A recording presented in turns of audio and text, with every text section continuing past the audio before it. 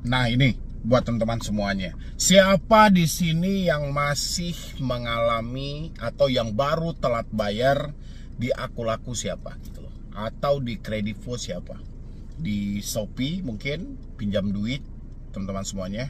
Ada 360 Kredi, Uangmi, Kredit Pintar, Julo, Dana Rupiah, Samir, Ada Pundi, dan lain sebagainya. Siapa di sini? Coba isi di dalam kolom komentar. Anda tertarik dengan hapus-hapus data? Anda tertarik dengan backup data? Jangan ya kawan-kawan semuanya. Jangan, saya bilangin jangan gitu loh. Jasa hapus data yang ada itu hanya penipuan dan pemodohan semata. Jasa backup data itu nggak mempan sama debt collector. Yang ada Anda makin rugi. Daripada Anda ikut-ikut jasa seperti ini, mendingan Anda bayar hutang Anda aja. Ya. Tapi kalau teman-teman benar-benar menyatakan tidak mampu bayar dan Anda ingin juga bebas dari semua ini gitu loh. Terhindar dari teroran, terhindar dari caci maki, terhindar dari intimidasi, terhindar dari penyebaran data yang ada, Anda bisa melakukan beberapa hal. Nanti juga dalam video ini kita bahas juga semuanya. Dan Anda juga bisa mencatat hal-hal apa sih yang harus kita ketahui di tengah situasi telat bayar. Hal apa aja yang harus kita pahami di tengah situasi kita menyatakan tidak mampu bayar. Ini masih banyak teman-teman semuanya yang keliru di luar sana, saya perhatikan gitu loh. Anda tertarik dengan menghapus data atau menghentikan teroran dari pinjaman online. Tapi Anda sendiri tidak mau mempelajari dan tidak mau memahami gitu loh. Anda malah tertarik dengan jasa-jasa di luar sana yang menawarkan suatu hal yang tidak jelas gitu loh. Ada lagi orang yang mau pembelian apa namanya ini?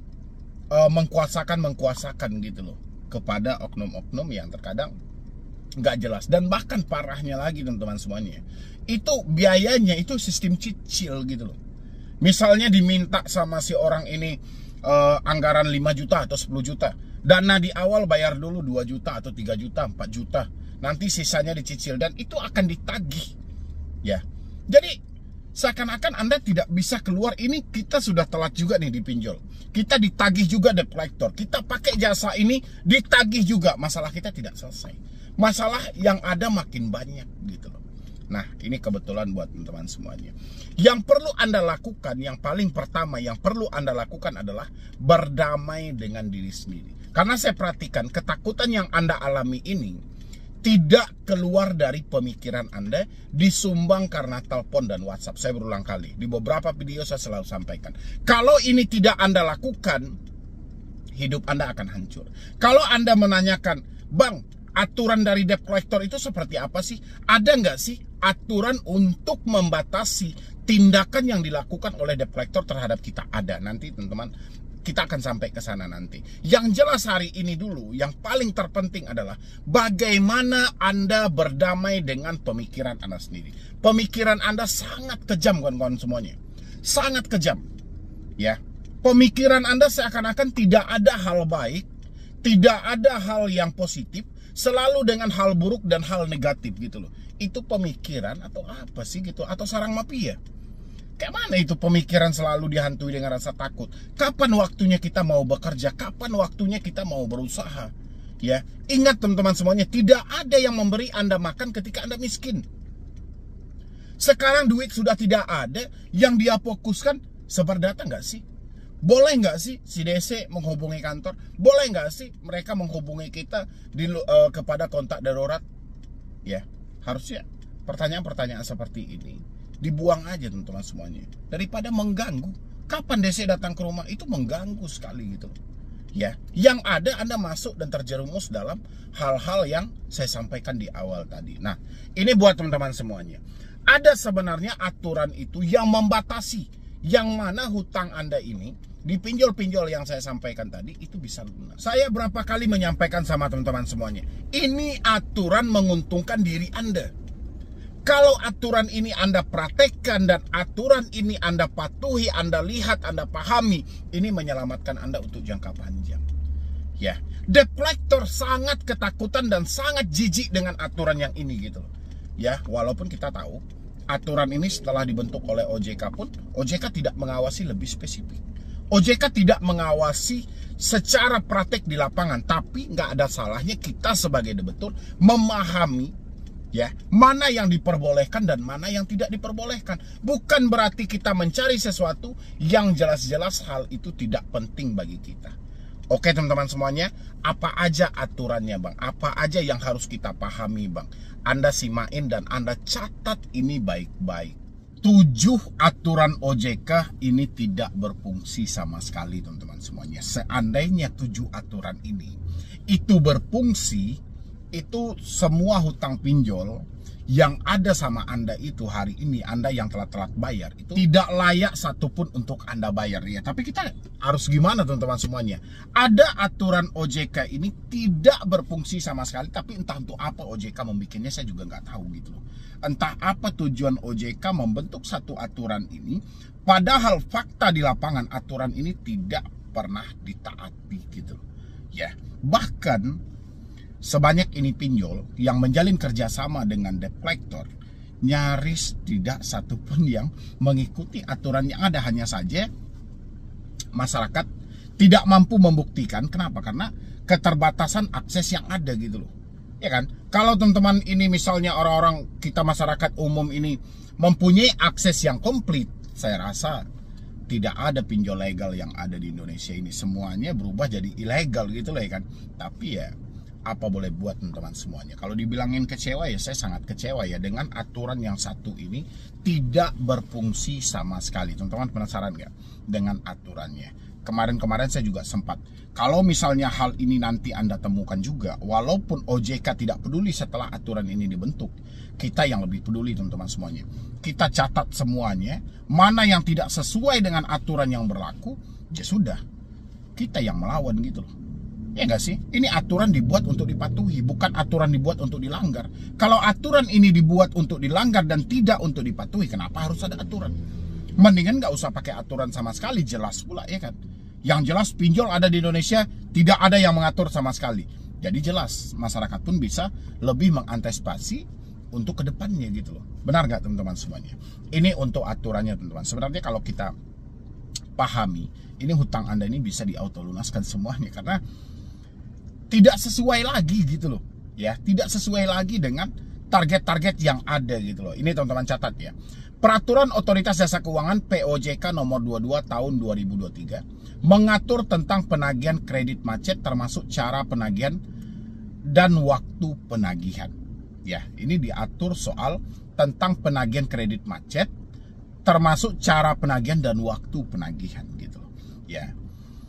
POJK ini bertujuan untuk melindungi konsumen dan masyarakat dari sektor jasa keuangan. Sekarang perlindungannya untuk apa sih? Apanya yang mau dilindungi gitu loh dalam POJK ini? Rasa saya masyarakat tidak terlindungi juga. Masyarakat justru malah tertindas gitu loh. Jadi adanya aturan ini tidak ada efeknya bagi si pelaku usaha jasa keuangan tersebut. Ya kan? Mereka juga nggak peduli. Yang mereka tahu adalah bagaimana dia mengambil keuntungannya sebesar-besarnya. Itu aja tujuan mereka gitu loh. Berikut adalah beberapa ketentuan POJK nomor 22 tahun 2023 terkait penagihan kredit macet. Sebenarnya saya sangat kecewa teman-teman semuanya dengan aturan ini. Sangat kecewa gitu loh. OJK membentuk aturan sedemikian rupa. Ya, tapi fakta di lapangan itu tidak sesuai sama sekali gitu. Iya nggak sih? Kalau seandainya semua ini sesuai, mungkin saya rasa tidak ada kasus mengakhiri hidup. Tidak ada kasus orang yang nekat gali lubang tutup lubang. Tidak ada kasus orang yang nekat melakukan tindakan pidana. Tapi karena aturan ini tidak berfungsi sama sekali, kasus demi kasus pun terjadi. Dan alhasil OJK menghapus nama pinjol, digantilah menjadi pindar. Untuk apa? Untuk menghilangkan konotasi negatif katanya kan, supaya jangan dianggap selalu sebelah mata oleh masyarakat. Gimana masyarakat tidak menganggap sebelah mata? Atau fakta yang terjadi di lapangan ya memang seperti itu gitu loh. Ya, ini yang pertama teman-teman semuanya. Penagihan kredit harus dilakukan dengan normal yang berlaku dan tidak melanggar peraturan perundang-undangan. Sedangkan penagihan kredit yang ada aja itu sudah melanggar undang-undang semuanya, ya kan? Penekanan, pengancaman, penyebaran data pribadi.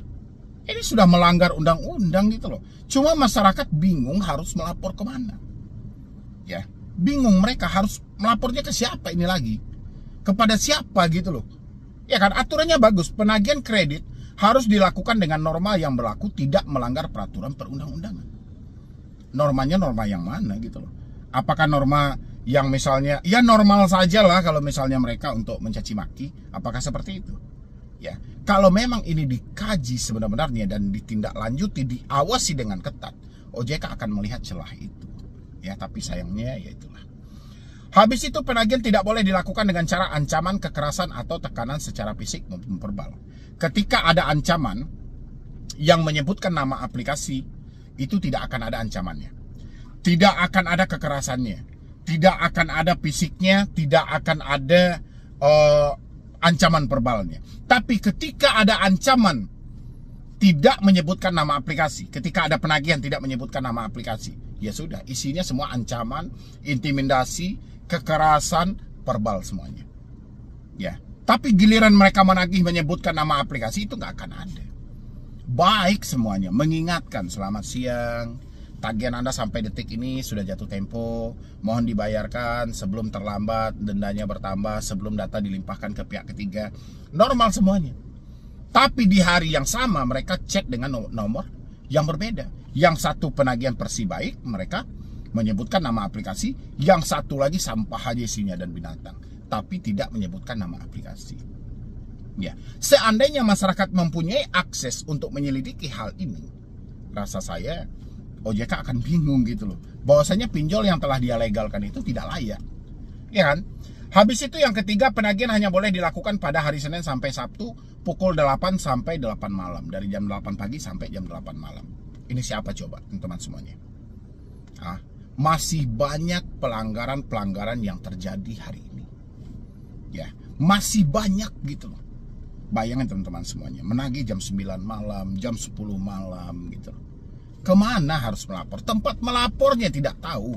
Kepada OJK memang iya, secara formalitas ada memang ruang laporan untuk OJK. Tapi faktanya ditindaklanjuti atau tidak? Ditanggapi atau tidak? Kalaupun ditanggapi, jawabannya tidak nyambung. Yang kita laporkan, mohon maaf Pak, Bu, ini ada salah satu pinjol legal, ini menagih sampai jam 9 malam, jam 10 malam. Jawabannya apa? Negosiasi secara internal. Memang penagihan yang telah diatur dari jam 8 pagi sampai jam 8 malam ini bisa dinegosiasi. Ya, supaya diturunin, Pak, jangan telepon jam 9 ya, teleponnya jam 7, emang debt collector-nya mau? Nggak semudah itu gitu loh. Ini harus diberikan efek jera. Habis itu penagihan tidak boleh dilakukan pada hari libur nasional. Hari Minggu pun dia menagih, tanggal merah pun dia menagih. Ya bayangin padatnya jadwal penagihan gitu loh, sehingga tidak ada hari libur bagi mereka. Ini harus ditindaklanjuti. Makanya saya bilang aturan ini sangat mengecewakan. Aturannya bagus, tapi kecewanya itu tidak dipatuhi, tidak diawasi dengan ketat oleh otoritas jasa keuangan. Dan habis itu lagi, penagihan hanya boleh dilakukan di tempat alamat penagihan atau domisili konsumen. Ya, yang menagih ke kantor gimana? Yang menagih di luar gimana? Sementara di sini cuma dibolehkan tempat alamat, ya, di tempat alamat penagihan atau domisili konsumen. Otomatis sesuai KTP, kalau nggak domisili konsumen. Emang kantor itu domisili dia. Tempat kerja, tempat mencari rezeki. Kalau dia menagih ke kantor, mempermalukan atau tidak? Satu atau dua, pasti orang akan curiga, oh ini pasti ada utang nih. Apalagi kebiasaan debt collector dengan nada tinggi kebanyakan. Ya, kemana dia harus melapor? Settingan dan rancangan dari aturan ini teman-teman. Tapi praktek di lapangannya, jauh teman-teman kalau praktek di lapangannya. Tapi kalau soal settingannya luar biasa banget, hebat banget gitu loh. Tapi kalau soal udahlah, teman-teman aja lah yang ngerasain gimana teman-teman semuanya. Kecewa nggak dengan aturan ini? Kecewa nggak dengan POJK ini? Kalau seandainya ini dipatuhi, ini benar-benar diawasi dengan ketat, saya rasa tidak ada yang kebobolan kehilangan nyawa. Satu nyawa aja itu tidak ada manusia yang bisa bikin gitu. Ya, tapi saya beranggapan ya nyawa itu nggak ada artinya gitu ya kan. Ya udah, salah dia ngutang, ya tanggung jawab, ya dia mau mati mau hidup terserah. Kayaknya seperti itu aja, lebih ke persetan aja gitu loh ya. Habis itu lagi, penagihan tidak boleh dilakukan secara terus-menerus yang bersifat mengganggu. Menagih dari pagi, dari jam 8 pagi sampai malam. Berhentinya kapan? Kalau baterai sudah habis. Itu baru berhenti dia. Tapi selagi masih hidup, masih aktif, udahlah dia chat terus, dia telepon terus. Ya, mengganggu apa tidak? Ya mengganggu. Handphone yang seharusnya dia bisakan fungsikan untuk bekerja, untuk menelpon kawan, untuk mencari rezeki, akhirnya nggak ada fungsi sama sekali, lebih spesifik untuk debt collector saja. Ya, dan habis itu penagihan di luar tempat atau waktu hanya dapat dilakukan atas persetujuan konsumen. Kalaupun dia mau melakukan penagihan ke kantor, itu harus sesuai dengan persetujuan konsumen, harus ada gitu loh. Tapi yang terjadi apa kawan-kawan? Itu baru satu POJK aja yang diberlakukan sejak tahun 2024. POJK itu dibentuk di tahun 2023. Belum COJK. Ya, POJK saja sudah mengecewakan, apalagi COJK. Tahu Anda COJK? COJK juga mengatur tentang bunga. Bunga hanya boleh segini dan segini. Tapi fakta yang terjadi di lapangan sesuai. Boleh kita cek satu persatu kalau sesuai? Ya kan? 0,1 sampai 0,3. Ayo kita cek. Ada orang meminjam 20 juta itu diminta balikin 40 juta. Ya. Dalam waktu berapa? 5 bulan. Padahal katanya berlaku untuk pinjaman di bawah 1 tahun. Itu loh teman-teman semuanya. Ya, itu dari segi bunga aja. Denda tambah parah lagi. Kontak darurat. Apa yang diperintahkan dalam peraturan kontak darurat? Diminta sebelum nomor yang bersangkutan dijadikan sebagai kontak darurat, itu harus diminta konfirmasi dulu. Setuju atau tidak nomor dia dijadikan kontak darurat oleh si A. Kayak gitu loh. Ya, tapi fakta apa? Faktanya apa gitu? Nggak ada. Mana ada pinjol yang menghubungi, mau Bu, ini nomor ibu mau dijadikan sebagai kontak darurat. Benar Anda mengenal ini? Benar Anda mengenal ini? Nggak ada. Ya, itu dari COJK-nya. Dan kontak darurat tidak boleh dilakukan untuk penagihan. Kontak darurat hanya digunakan untuk mengkonfirmasi keberadaan si betul. Ini bukan mengkonfirmasi lagi. Tolong sampaikan kepada yang bersangkutan, tolong bayar hutang di aplikasi kami segera sebelum jam sekian. Apakah ini mengkonfirmasi keberadaan? Rasa saya nggak itu kata-katanya. Kecuali mohon maaf nomor Anda dijadikan sebagai kontak darurat, kami pengen tanya di mana yang bersangkutan atas nama ini. Ya oke aja. Tapi kalau langsung suruh bayar hutang, sementara tadi dilarang melakukan penagihan di luar dari si konsumen, dasarnya kemana? Di POJK dibilang dilarang melakukan penagihan yang sifatnya mempermalukan, akhirnya gimana? Ya, itu POJK dan COJK yang mengecewakan. Habis itu satu orang cuma boleh meminjam di 3 aplikasi pinjol. Tidak boleh lebih untuk memitigasi risiko gagal bayar. Apa yang terjadi? Yang terjadi apa gitu loh? Ada satu orang yang meminjam 10 aplikasi. Ada satu orang yang meminjam 15 aplikasi. Begitu kan? Makanya saya bilang POJK dan COJK ini mengecewakan banget. Menurut teman-teman semuanya gimana? Anda yang mengalami telat hari ini, menurut Anda gimana? Aturannya sudah hebat, harusnya Anda tidak dipermalukan, Anda tidak diancam, Anda tidak dicaci maki. Tapi yang terjadi apa? Anda selalu bertanya sama saya diancam terus bang, saya diteror terus bang. Katanya aset saya mau ditarik, saya mau dilaporkan polisi, mau datang RT dan RW, banyak gitu. Makanya saya bilangnya sangat kecewa dengan aturan itu. Ya, pendapat teman-teman semuanya boleh isi di kolom komentar. Mungkin dari saya cuma itu aja. Mudah-mudahan dengan video singkat ini sampai kepada otoritas jasa keuangan untuk lebih berbenah diri, untuk lebih memperbaiki segi layanan mereka dan memperketat cara pengawasannya. Ya, jadi sekian dulu dari saya, Medi Brownie. Wassalam.